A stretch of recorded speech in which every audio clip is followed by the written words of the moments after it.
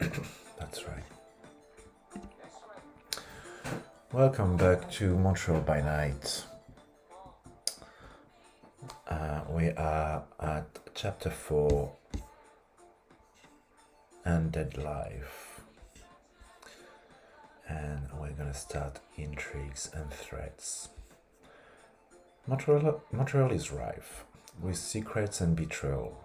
From the first arrival of Europeans, the island has been corrupted by those who seek power at any price. Tides of faith have risen to purge these monstrosities, only to be driven back by insidious plots and depraved acts. The Sabbats are confident that the city is theirs, but dark powers conspire to pull the empire out. Oops, no.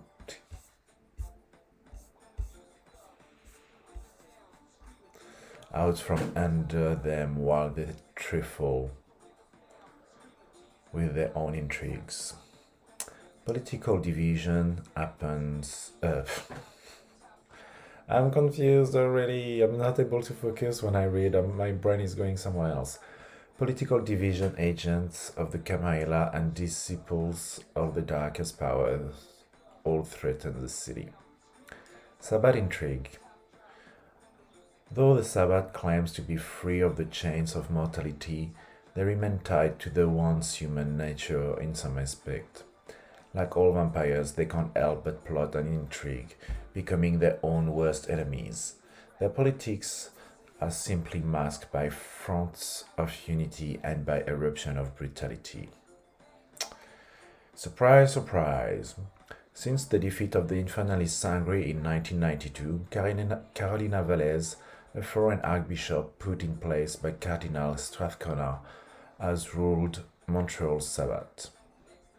Since Velez's arrival, the city has fractured into three factions. Covens and pacts support either the new archbishop, Alfred Benezri of the Shepherds, the traditional leader of Montreal's, or the young and dynamic Black Hand member Ezekiel. The Lost Angels. Archbishop Carolina Velez and her pack, the Lost Angels, hold official power in Montreal. Pulled from Los Angeles and Mexico, the Angels were assigned to rule over Montreal after the execution of Sangre. Archbishop Velez, a cold and stylish killer with experience gained during the bloody struggles with the Anarchs of LA, has a few potent supporters. The Widows are a darkly seductive trinity of kind knights, are the strongest backers. The Angels are also supported by the semi-nomadic Navigators, a war pack that has gained prestige by raiding Kamaila enclaves along the shores of the Great Lakes. Until recently, Velez also received the reluctant support of the Shepherds, but they now present their own candidate for leadership.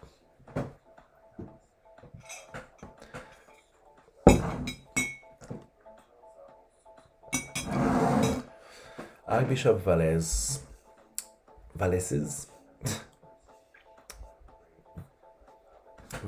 greatest asset is her cold efficiency as the leader.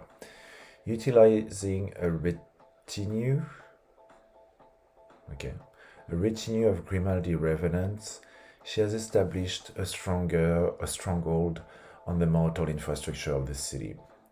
Whereas most local Sabbat have focused on corrupting Montreal's priests and scholars, she has degraded the power brokers. Under her tutelage, police officers and politicians have learned that the attainment of true power demands the ritual domination of all whom they love. This is weirdly specific. The ritual domination of all whom they love. Wow. Throughout the city's rich home, wives and children fester in hidden cages. They are chained to beds, violated and mutilated, barely clinging to life. Such is the price of power in the Archbishop's domain. Unable to break her dark obsession with her mortal granddaughter Josefina, Valles forces her pawns to act out crimes that she can't partake in. Her secret is guarded by a cadre of loyal Grimaldi revenants, who eliminates all who threaten Josefina. 2517.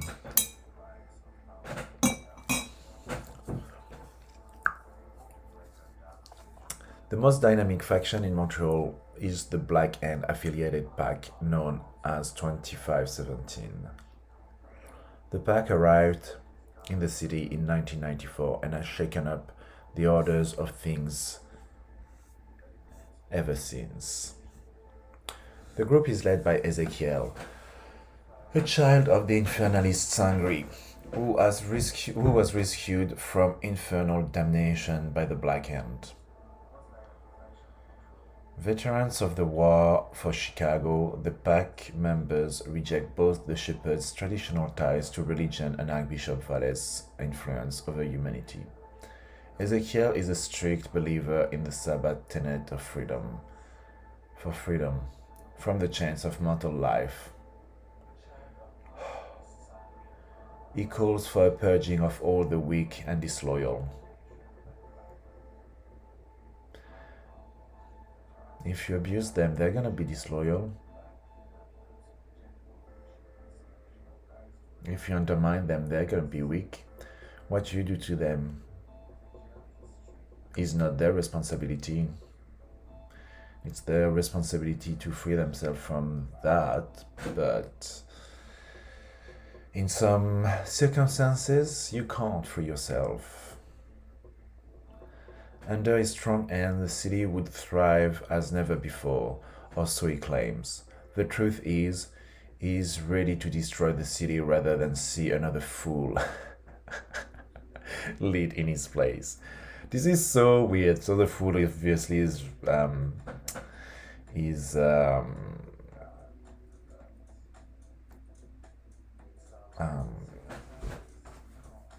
reference for when I see the word fool.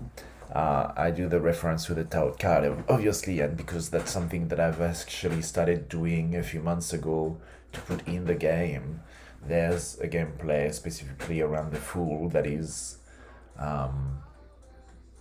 slowly being designed in my head, but I think that would be a fun way to keep the replayability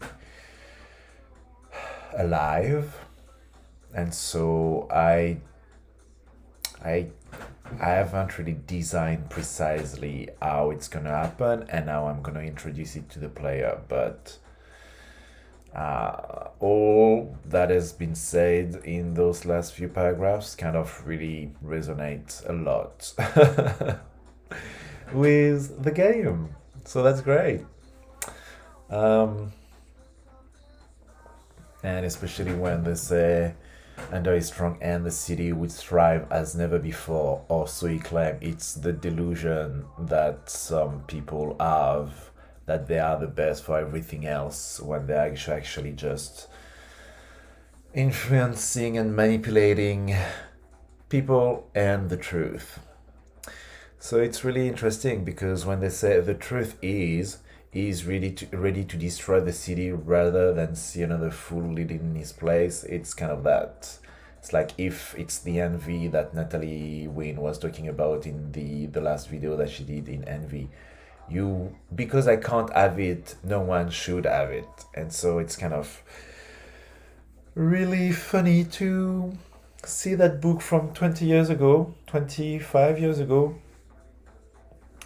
be so relevant and making sense in the context in which I am. Ezekiel's extreme view and potent charisma have attracted support from the most violent of the city's pack.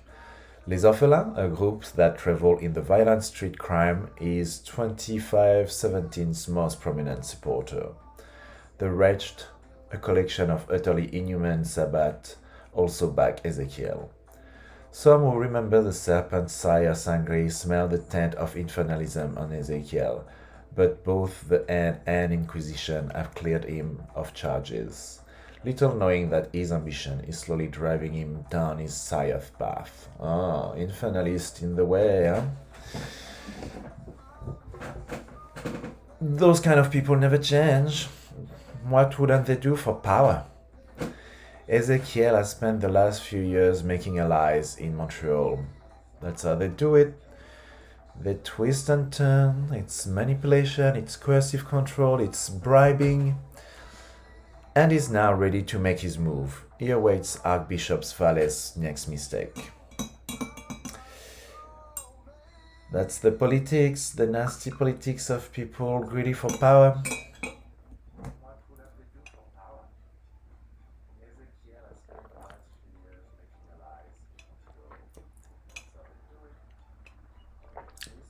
The Shepherds.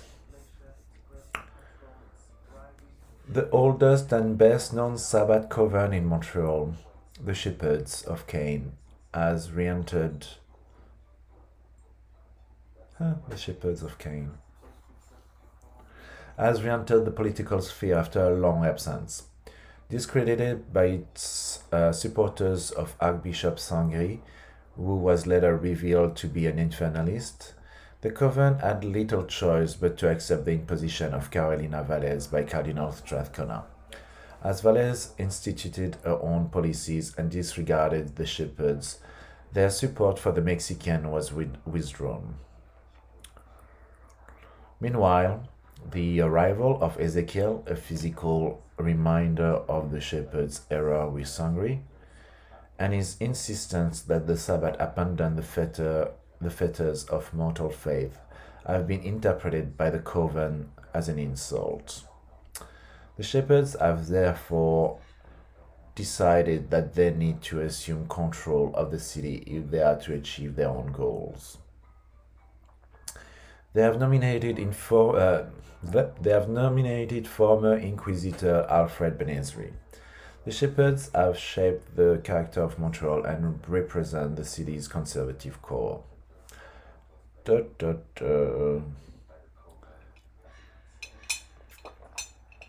old conservatives.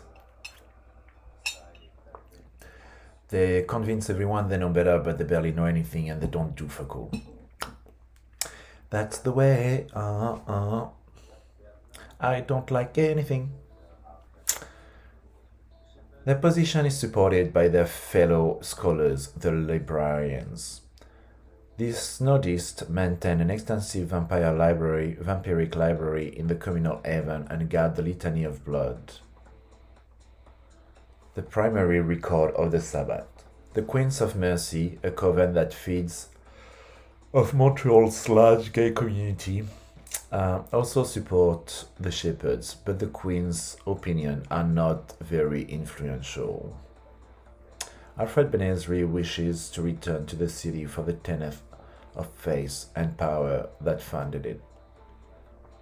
And he is confident that the shepherds can maintain control of the city while they spread their philosophy to the Camarilla. Little does Benezri know that the demonic force supposedly destroyed along with Sangre is actually growing in power. Oops, no.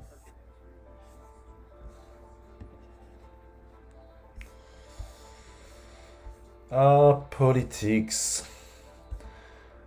The toxicity of politics and politicians and lawyers. The delusion that they know better when they deny all the facts. The 5 factions in Montreal.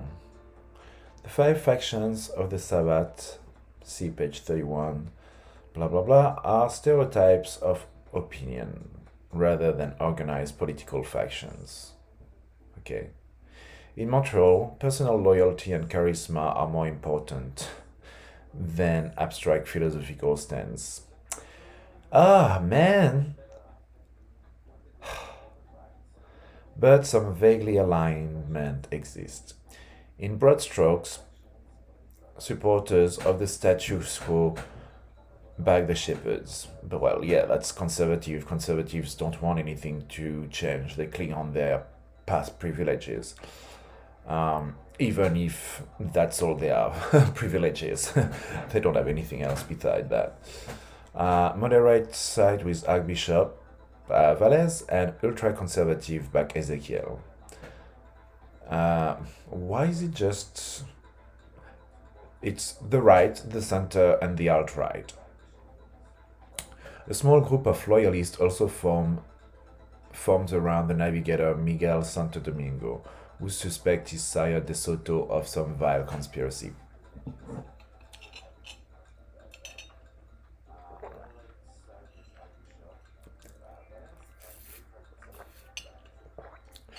Outsiders.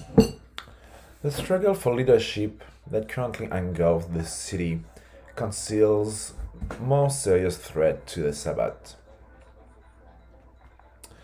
Montreal's vampires foolishly believe that they defeated the Kamaila and Infernalists in their region.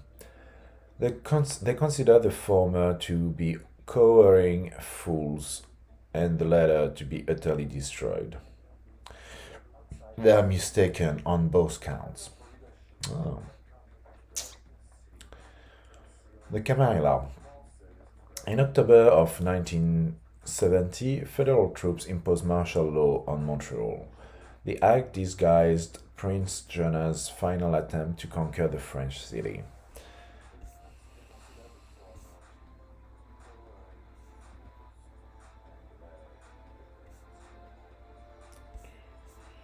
The Kamaila invasion was a miserable failure, and the Sabbath decimated the prince's goals.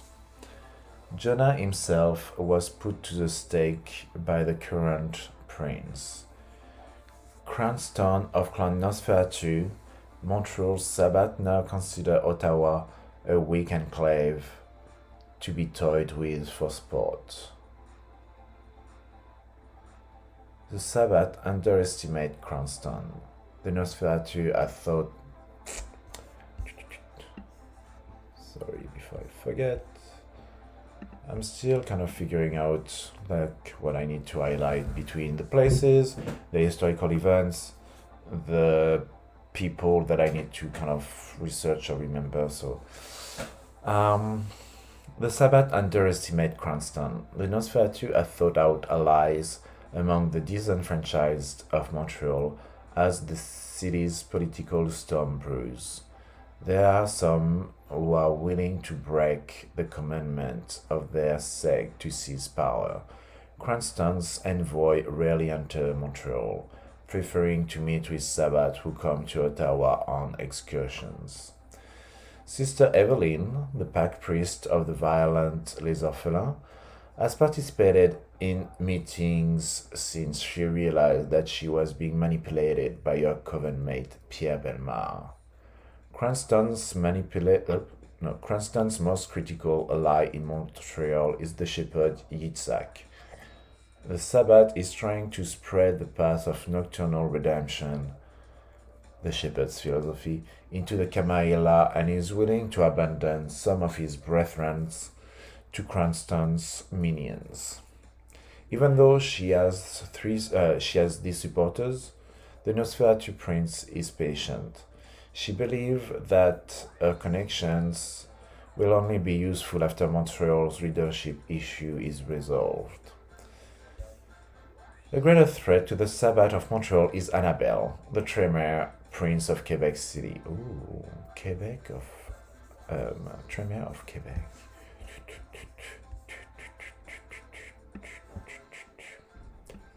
Come follow me, come follow me. Miss International, you're massive.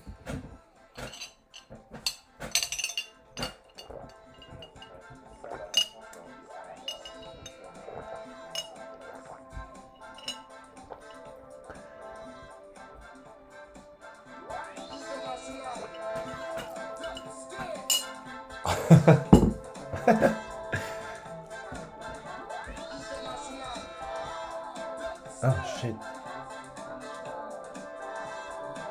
What? Oh.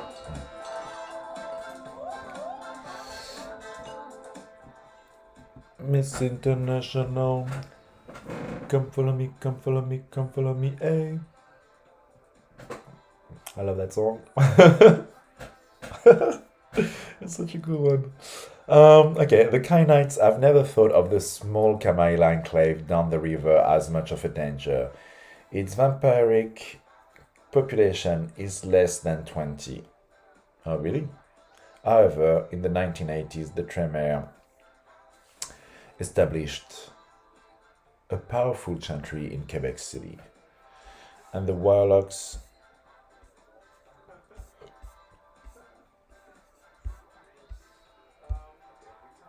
have taken the city for themselves. You're massive. Annabelle Annabelle knows of the dark power that lurks on Montreal's island. Oh, really? Does she? And has set her sights on capturing the place. The local prince's first contact with the Montreal Sabbath was with the Malkavian anti-tribute Midget, a member of the nomadic circus pack. That's my new friend, Midget. Oh. Who thought out Annabelle's chantry? Okay. The prince recognized that Midget was under demonic influence, but instead of destroying him, she thought out the source of his power, suspecting that Montreal's potent faith might be tied to Midget's vile master. Annabelle sent her child Valois to the city. Valois has yet to encounter Midget's lord, but made of a valuable contact in the van through anti-tribute Marie-Hélène. The Tremere in Quebec City have been riding the wave of mortal French nationalism. Sorry, I'm tired already.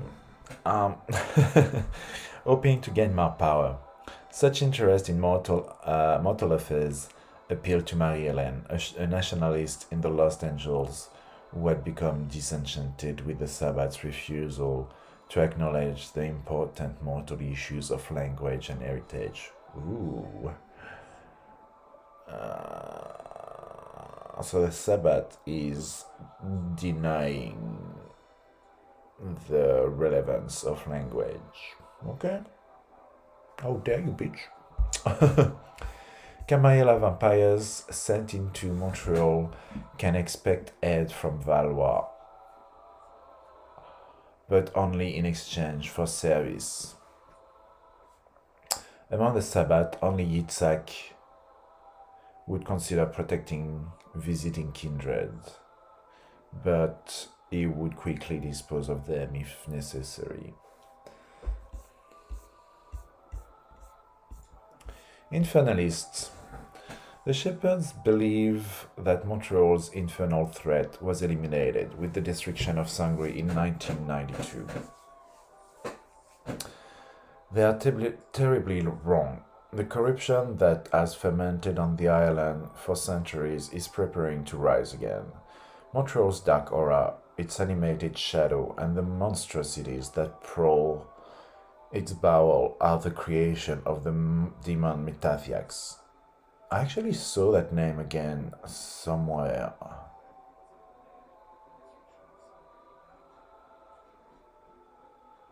I think. One of the Decani Lords of Disease.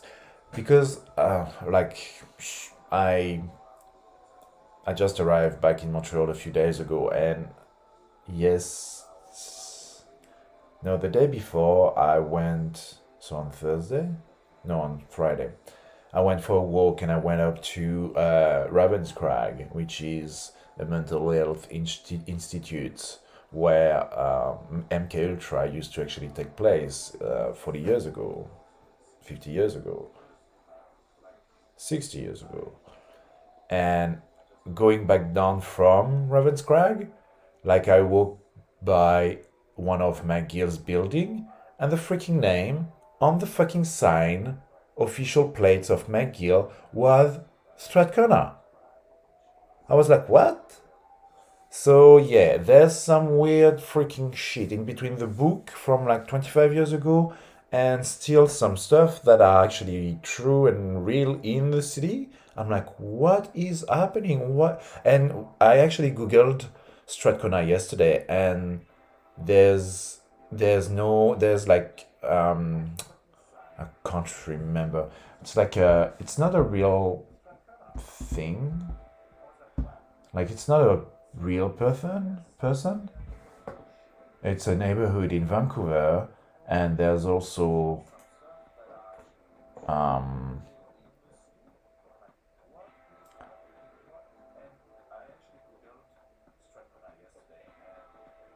the title Baron Strathcona.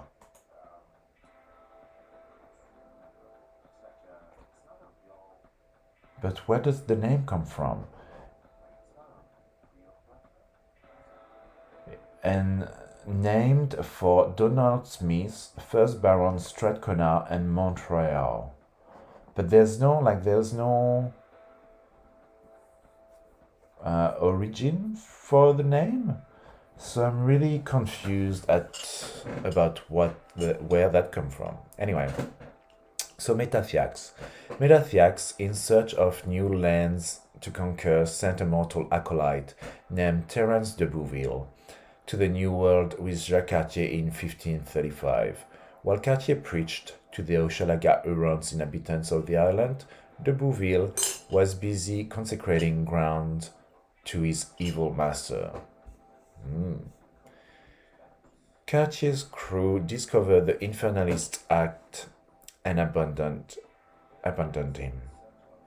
He spread plagues amongst the local and reaped souls for his lord.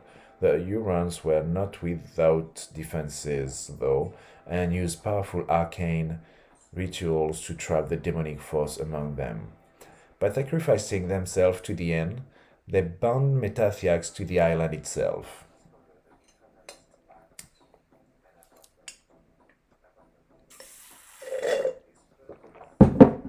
Spill the tea, honey. Oops. The Decani were and are pure corruption. Before long, Metathiax turned his prison into a cancerous tumor. Gaining control of the island, he acted through de Bouville, whom he kept preternaturally young, okay, to corrupt the Iroquois who came to the place and then the European who followed. Metathiax learned of the Sabbath when de Bouville was embraced by the Simise Connaught in 1653. Connaught placed de Bouville in a grave on the slopes of Montreal and never saw him emerge. Metathiax then discovered his ability to claim those buried on the mountain and scout the soul of his acolyte, creating an empty receptacle in which to place his own essence. From that point on, de Bouville's body became Metathiax's doorway to the mortal world. The demon has walked the street of Montreal for centuries, guiding Sabbath and mortal alike with his dark influence, all the while hoping to escape his prison. The list of Metathiax's worshippers is long, but the demon has always been careful not to keep too many acolytes at any one time. He knows that the forces exist which many harm. That forces exist which many harm him. Edges, bitches. Most notably the mortal faith that has arisen in response to his evil presence. In the 20th century, Metathiax's most potent followers have been the Brouhards, the Brouhard anti-tribu Pierre Bellemare of Les Orphelins, and the Malkavian anti-tribu Cedilia of the Tongue, the latter corrupted The latter corrupted her clanmate Carlyle and his coven Les Miserables. Metathiax had hoped to make Cecilia a second perfect vessel, but she refused to be destroyed at the last moment, screaming, "I am not the Bouville!" She fled from both Metathiax and her coven, escaping to Haiti to seek out another Decani master. Both hotel? Both hotel? I don't know. In the Caribbean, safe from Metathiax, Cyrilla persuaded a serpent of the light named Sangri to also enter into a pact with Botothel. What the fucking name? It's like Strathcona. How are you supposed to fucking say that?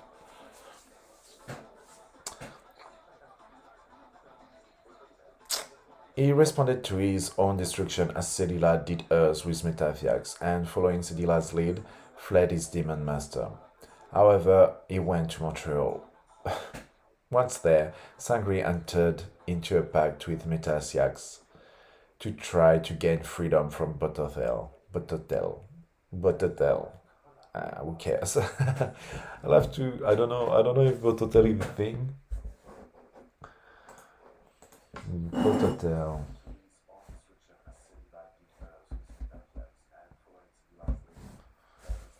No. Brothel, yeah, but not Bototel. A user from New Jersey, US says the name Bototel means a demon. Okay?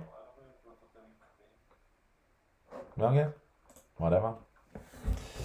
Um, where was I? In the process, he managed to elevate himself to the status of Sabbath Archbishop. In 1992, he was exposed as an infernalist and burned.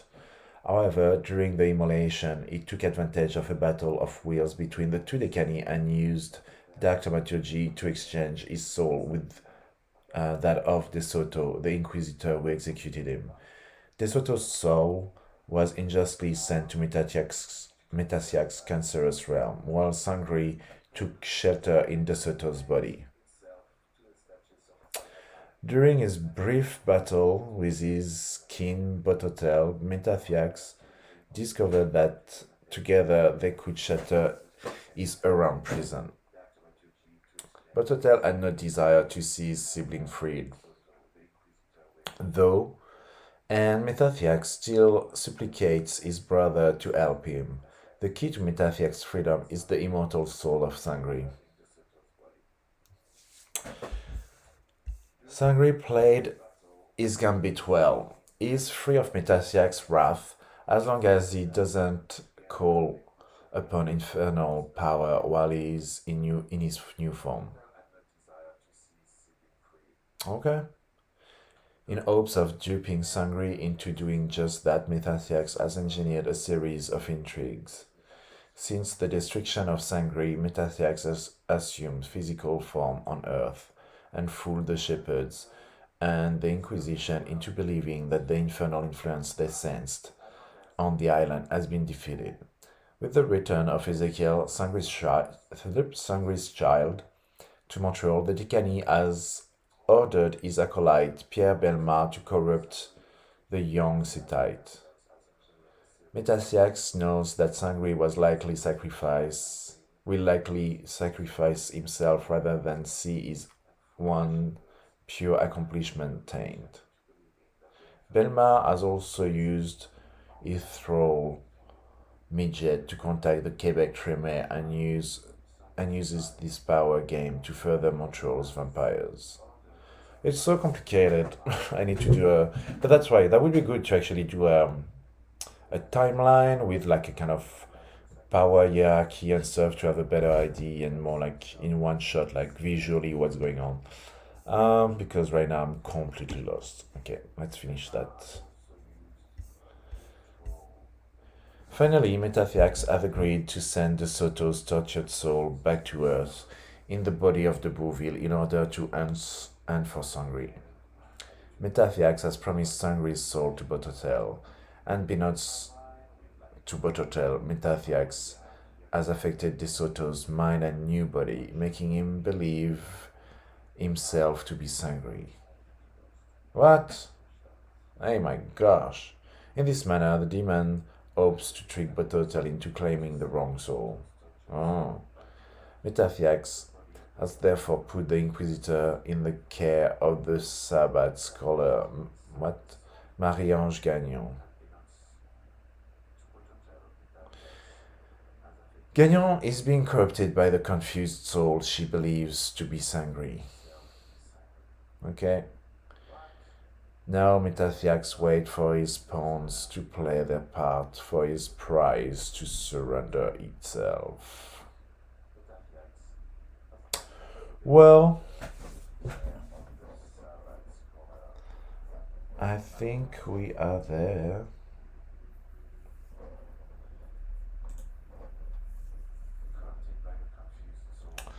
I will go get a coffee and I will come back to read you The Beast of mtlByNight. Maybe tonight, I'm not sure. We'll see.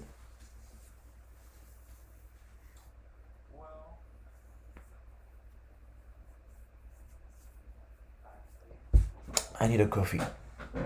I'm going for a walk, so I will see you later.